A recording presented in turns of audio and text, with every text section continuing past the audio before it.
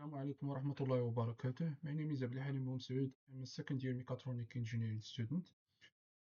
Today I made this project named Safari Animal Classifier. In this project, you're gonna classify an image whether it's a buffalo or an elephant or a rhino or a zebra. So we're gonna start by with a quick example.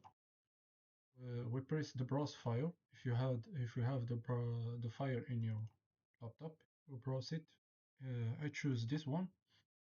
This one is exactly an elephant. So the algorithm says it's elephant, so it's correct.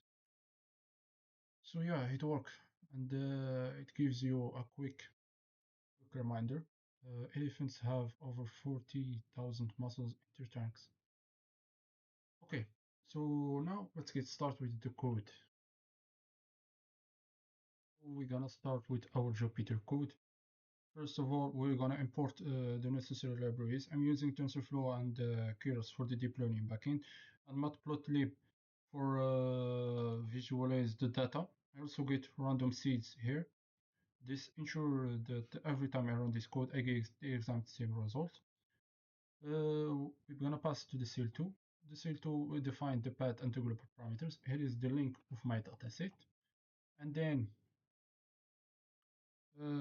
I'm using I set the image size to 224 by 224 pixels because that is the standard input size for the pre-model models I'll be using later. I also define the batch size, which is 32, meaning that AI will learn from 30 image at a time. Then we're gonna pass to the CL3. We're gonna upload our dataset loading with TF data. Here is the functions we're gonna work with. I made this function get dataset. It load the training data, 80% of the training directory. We're gonna divide this in resume. What this function does, it divide our dataset into two sections. The first section is 80% of the original dataset. This one, the 80% is for the training, and the rest of the 20% is for testing. For example, we have as a result, we have 256 for training, 604, 645 for validation, and the class identifier algorithm had defined that we have buffalo, elephant, rhino, and zebra.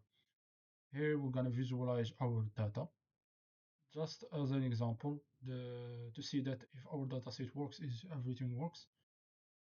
Of course, it works. We have zebra, elephant, buffalo, etc., etc. This is just an example. It's not that necessary. And then we're gonna start the training.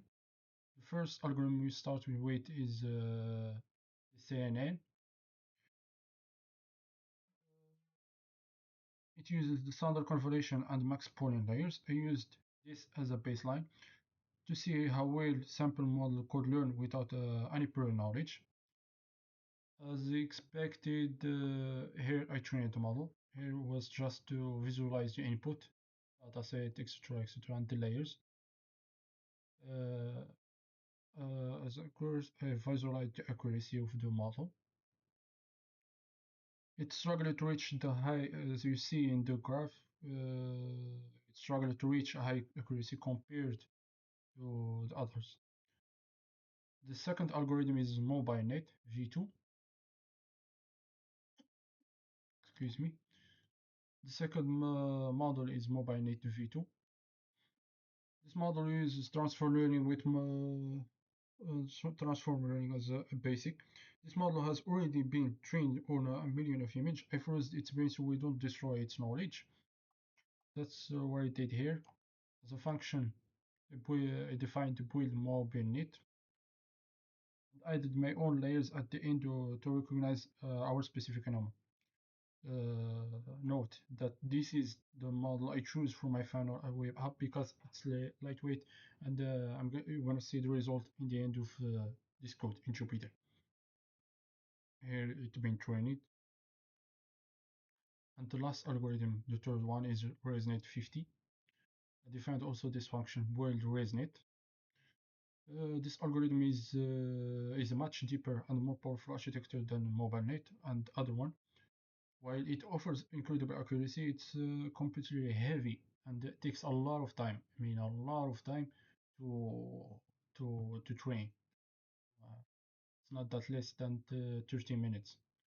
I trained this to compare its performance against the lighter MobileNet. Note that the MobileNet is took me almost like 10 minutes, 20, 12 minutes, something like that. In the end, we compared them, we compared our result, custom CN and MobileNet and ResNet. We compared these three, and the result we have the bar chart and the curve chart. This bar chart shows the final accuracy. This one shows how fast each model learned. We have ResNet as green, MobileNet as orange, custom CNN as blue. The transfer learning model, MobileNet and ResNet learned almost instantly, reaching near 90% accuracy, proving they are superior choice for this task. In conclusion, while ResNet was powerful, I selected MobileNet V2 for deployment because it offers 98% accuracy with a fraction of the computing cost, making it perfect for the real-time applications.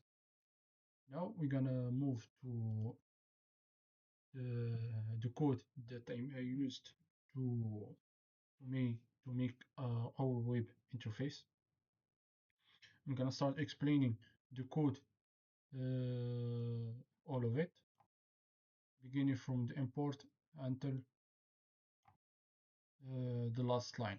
We have almost 171 line. Okay, so let's get started. We have the libraries, the necessary libraries we're gonna need are the Streamlit, TensorFlow, NumPy, Time, OS.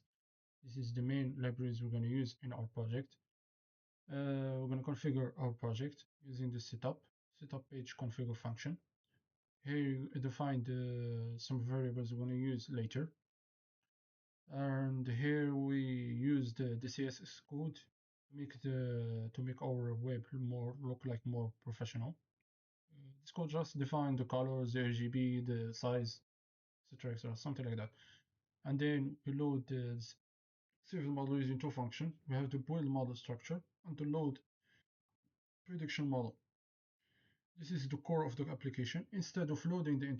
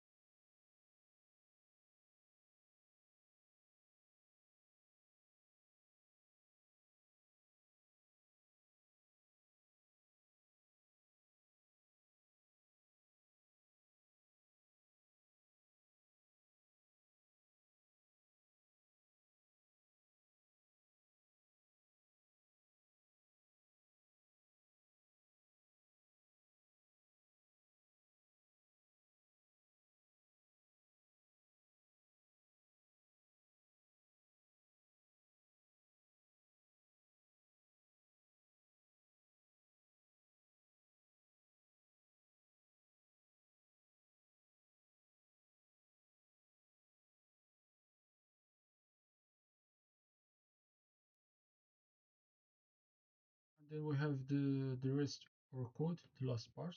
We have user interface code. We have sidebar UE and main page UE.